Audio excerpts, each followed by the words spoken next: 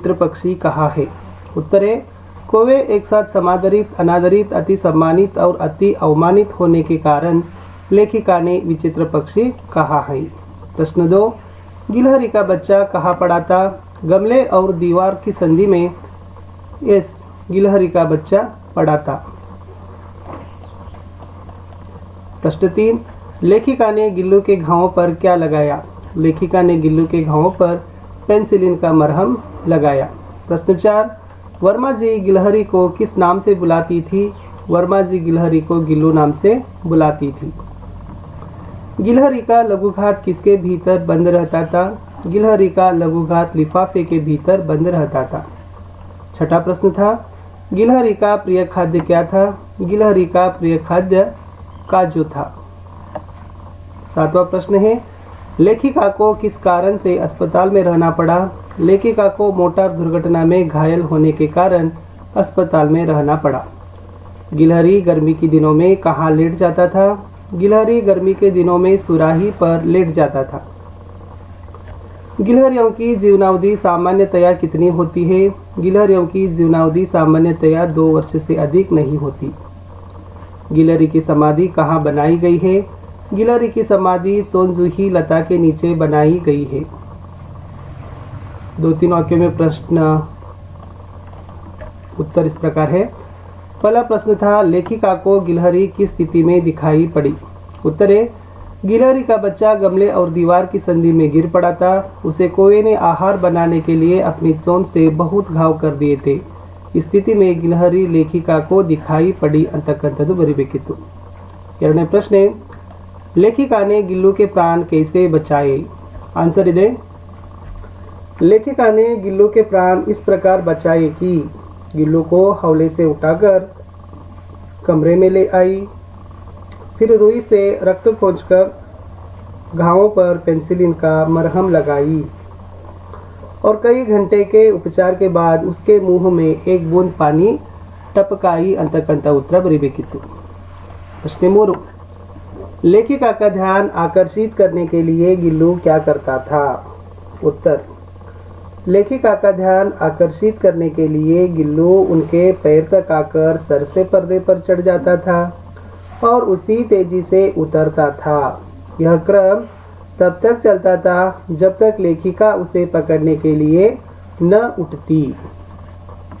Next question, Verma जी को चौंकाने के लिए गिल्लू कहाँ कहाँ छिप जाता था? उत्तर, लेखिका को चौंकाने के लिए गिल्लू फूलदानों के फूलों में, पर्दे की चुन्नट में और सोनजूही की पत्तियों में छिप जाता था। पांचवा प्रश्न, गिल्लू ने लेखिका की गैरहाजिरी में दिन कैसे बिताए? गिल्लू लेखिका की गैरहाजिरी में उदास रहता था।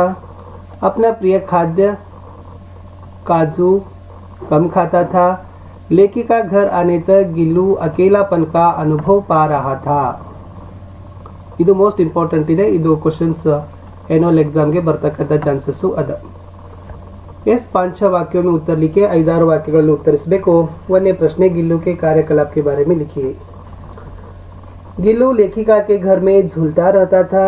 अपनी कांच जैसी आंखों से कमरे के भीतर और खिड़की से बाहर देखता था। जब भी लेखिका लिखने बैठती तब उनका ध्यान आकर्षित करने के लिए वह उनके पैर तक आकर सर से पर्दे पर चढ़ जाता और उसी तेजी से उतरता था। लेखिका को चौंकाने के लिए फूलदान के फूलों में, पर्दे की चुन्नट में और सोनजूही की पत्तियों में छिप जाता था।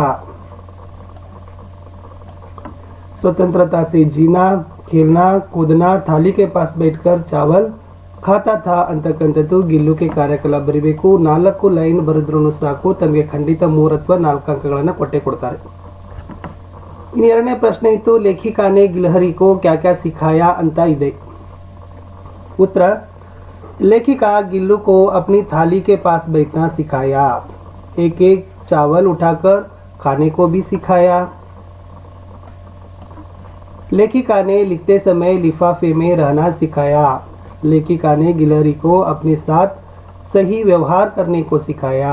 स्वतंत्रता से जीने को, खेलना कूदना, सभी गिलहरियों के साथ मिलजुल कर रहने को भी लेखिका ने गिल्लू को ಸಿಖಾಯ ಅಂತಕ್ಕಂಥದ್ದೇನು ಮಾಡಬೇಕು ಬರಿಬೇಕಿತ್ತು.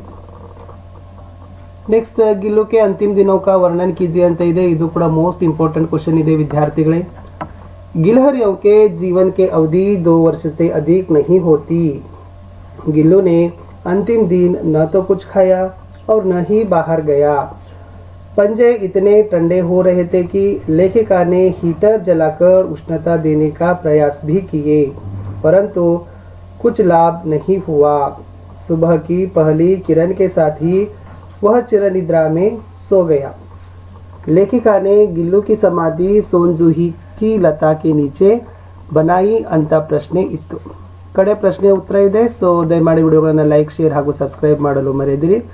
ನಿಮ್ಮ ಒಂದು ಲೈಕ್, ನಿಮ್ಮ ಒಂದು ಶೇರ್ ನಮಗೆ ಬಹಳಷ್ಟು ಮೋಟಿವೇಶನ್ ಅನ್ನು ತಂದು ಕೊಡ್ತದೆ. ಈ ಸರಣಿ ಇದೇ ತರನಾಗಿರ್ತಕ್ಕಂಥ ಎಲ್ಲ ಪಾಠದಲ್ಲಿನೂ ಕೂಡ ನಾವು ಕ್ವಶನ್ ಆನ್ಸರ್ಸ್ಗಳನ್ನು ಹಾಕ್ತೀವಿ. ಸೊ ಬಟ್ ನಿಮ್ಮ ವ್ಯೂಸ್ಗಳು ನಮಗೆ ಬೇಕು.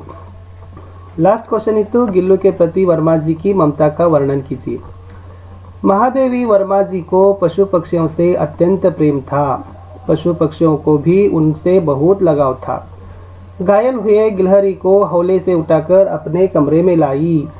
फिर रुई से रक्त पूंछकर घाव पर पेंसिलिन का मरहम लगाई. कई घंटे के उपचार के बाद उसके मुंह में एक बूंद पानी भी टपकाई. उसे फूल रखने के एक हल्की डलिया में रुई बिछाकर उसे तार से खिड़की पर लटकाई. उसे खाने को काजू, बिस्कुट और चावल देती थी. अंतिम दिन उसके पंजे को हीटर जलाकर उष्णता देने का प्रयास भी की. गिल्लू की समाधि सोनजूही लता के नीचे बनाई. इस तरह गिल्लू के प्रति महादेवी वर्मा जी का अपार ममता दिखाई देती है ಅಂತ ಬರೆದ್ರೆ ಸೊ ಖಂಡಿತವಾಗಿ ಅಂಕಗಳನ್ನು ಕೊಡ್ತಾರೆ. ಇಲ್ಲಿಗೆ ಟಾರ್ಗೆಟ್ 80ರಲ್ಲಿ ಗಿಲ್ಲು ಪಾಠದ ಒಂದು ಮೋಸ್ಟ್ ಇಂಪಾರ್ಟೆಂಟ್ ಆಗಿರ್ತಕ್ಕಂಥ ಕ್ವಶನ್ಸ್ಗಳನ್ನು ನೋಡಿದ್ದೀವಿ. ಮತ್ತೆ ಸಿಗ್ತೀನಿ ಮುಂದಿನ ಭಾಗದಲ್ಲಿ. ಬಾಯ್.